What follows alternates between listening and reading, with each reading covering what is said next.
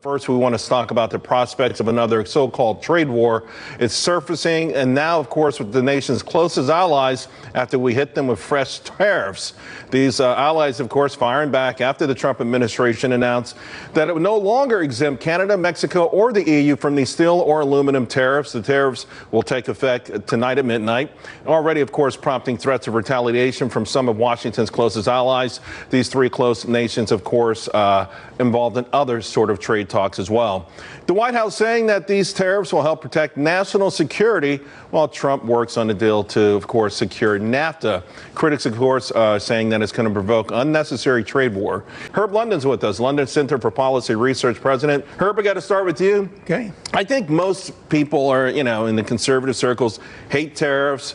They hate so-called trade wars. I see this as something much bigger than that, particularly on the eve of negotiations with North Korea, China, and trying to renegotiate NAFTA. I think that one of the things that you have to consider are the political dimensions of this. I'm a free market type.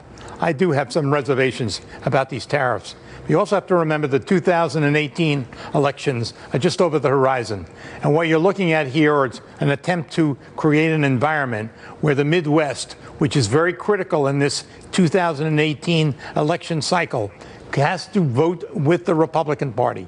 Trump understands that, just as he understands what the negotiations in North Korea really mean. They really have enormous political ramifications for the United States. So I do get it. You also see a certain kind of backsliding.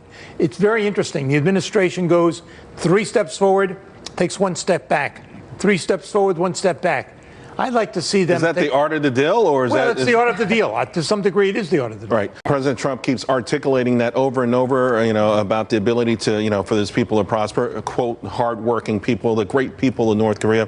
Herb, if Kim Jong-un rattle off the stats that Robert gave us, the nuclear capabilities and the ability to hit any target in America, and slid a piece of paper to President Trump, said, now write a number down so that would equate to us giving that up. What would it be? I mean, because I think we don't talk dollars and cents, isn't it? Doesn't it boil down in addition to his safety, how much money can they have, how much prosperity, instant prosperity, can they expect to give this up? Because it's their only currency right now. That is exactly right. That's the leverage that they have in these negotiations. This is $1 billion economy in North Korea compared to $1 trillion economy in South Korea. There's no comparison between the two Koreas. But lurking in the background in all of these discussions is, of course, China. China has its own notion of denuclearization. And one of the things it wants to see is a reduced American presence in Asia, in the Pacific Basin. The Chinese are using this as an opportunity to make it clear they are the hegemonic leader in the Pacific Basin. Isn't it good enough that we've looked the other way as they created man-made islands and militarized them? I think there's no question about it that the United States has looked the other way. But the question that remains is how long can we put ourselves in the position where we compete? We don't want conflict, but where we compete with the Chinese.